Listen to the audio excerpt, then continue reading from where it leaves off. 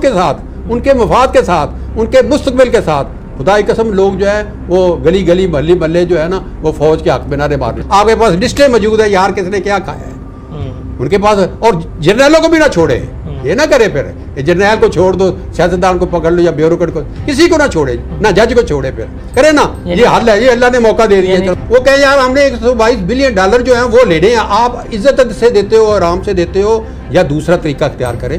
ہم چاہتے ہیں آپ عزت سے دے دو, ملک کو اس وقت ضرورت ہے, لیا ملک سے آپ نے, ٹھیک ہے نا.